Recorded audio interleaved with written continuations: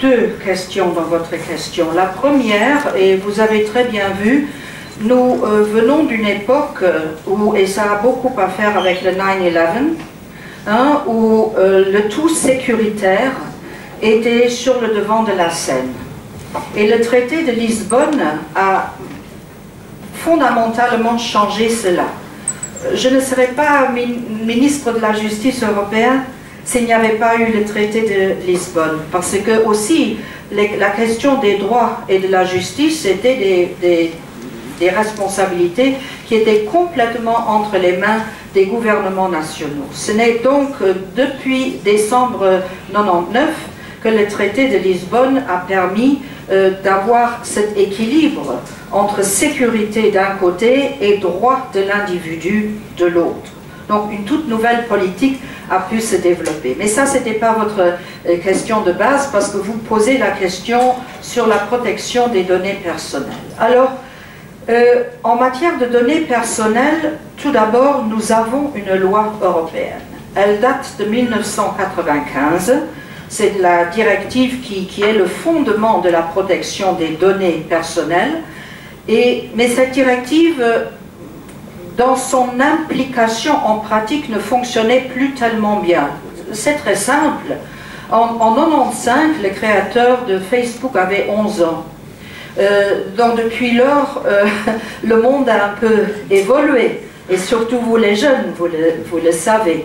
Et donc une directive qui avait été faite en fait pour la presse, pour la radio, pour la télévision, sur Internet, il y a des besoins nouveaux et la directive doit être adaptée à ces besoins. Voilà pourquoi j'ai en janvier l'année dernière mis sur la table une nouvelle législation en matière de protection des données qui fait en fait deux choses. Elle est divisée en deux.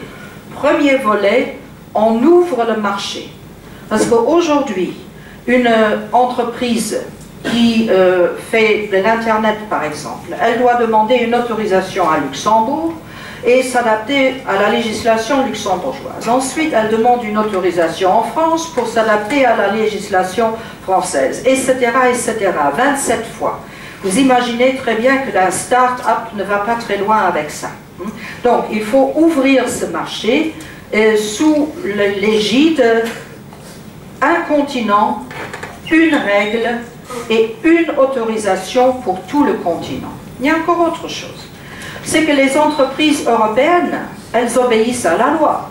Mais les entreprises américaines, par exemple, elles font comme si ces lois n'existaient pas pour elles, parce qu'elles sont américaines. Et elles ont leur siège quelque part, je ne sais pas où. Pour les entreprises européennes, ce n'est pas juste. Parce qu'elles doivent faire, les autres, on la voie libre. Donc là aussi, la règle que chaque entreprise qui travaille sur le territoire européen doit se tenir à la loi européenne, quelle que soit la nationalité de l'entreprise, pour avoir un level playing field. Bon, ça, maintenant, pour les entreprises, on me dit que c'est la plus grande initiative d'ouverture du marché qui a été faite depuis la création du marché unique en 1992.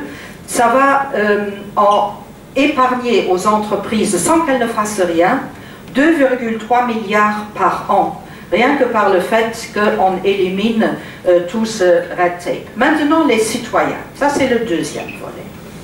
Le principe est très clair. Les données personnelles appartiennent à la personne. Ceci est inscrit dans la Charte des droits fondamentaux et c'est inscrit dans le traité. Et le traité règle comment l'Union européenne, c'est-à-dire la Commission, prend ça en main pour le mettre en pratique. C'est un des rares moments où la charte et les traités sont à égalité. Bon, alors, comment faire pour que ce droit de l'individu à ses propres données soit préservé? Eh bien, très simple. Si quelqu'un veut utiliser les données, vos données par exemple, doit vous demander votre autorisation. Si vous voulez qu'on utilise vos données, on fasse ceci, cela, cela, vous dites oui, et puis on peut le faire. Mais on ne peut pas prendre vos données, les voler et en faire ce qu'on veut. On ne peut pas non plus les prendre et les vendre à quelqu'un d'autre sans que vous ne le sachiez. Ça, c'est la base du droit européen et c'est pas nouveau. Ça date depuis 1995 et c'est ça la réforme qui va être mise en pratique justement pour permettre pour que la loi ce ne soit pas seulement sur du papier mais qu'elle soit mise en pratique et qu'il y ait un droit individuel pour chaque individu. Mais si je peux me permettre, quand les forces de police coopèrent entre elles et prennent les données des individus à des fins d'enquête, de lutte antiterroriste, etc., ils ne vont pas poser la question à la personne, pouvons-nous traiter vos données pour voir si vous êtes un présumé terroriste. Donc, et puis il y a des pratiques abusives aussi qui peuvent, à des fins d'enquête, arriver. On passe tous pour des suspects, on est tous transparents à des fins d'enquête. Comment nous, on peut se protéger nous-mêmes des enquêtes de police, etc. C'est ça ma vraie question. Ah, c'était pas sur les données personnelles pour les administrations et pour les entreprises. Vous posez la question, qu'est-ce qui arrive à mes données personnelles en cas d'enquête policière? Alors là, la police aussi doit se tenir à des règles. Très clair. Le traité est aussi pour la police. Il est évident que si il y a un problème de sécurité de l'État, un problème très grave, la police doit pouvoir avoir l'autorisation de passer outre. Parce que là, il y a l'équilibre entre la sécurité de la société et les droits d'un individu. Ça s'équilibre. Donc on a aussi des législations sur la manière avec laquelle les forces de l'ordre, parce que c'est plus loin que la police, ont le droit ou non d'utiliser des données personnelles. Mais ils tombent aussi sous la protection des données. Donc ceci est horizontal avec des aménagements, si vous le voulez, pour les forces de l'ordre dans des cas précis.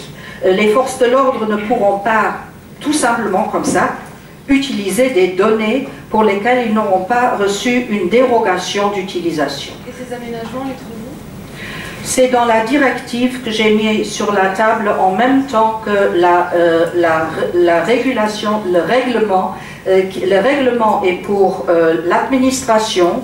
Par exemple, pour votre université, tombera sur le règlement, l'administration publique aussi, les entreprises aussi, et il y a une directive pour les forces de l'ordre, une directive qui fait cet équilibre entre droit et sécurité.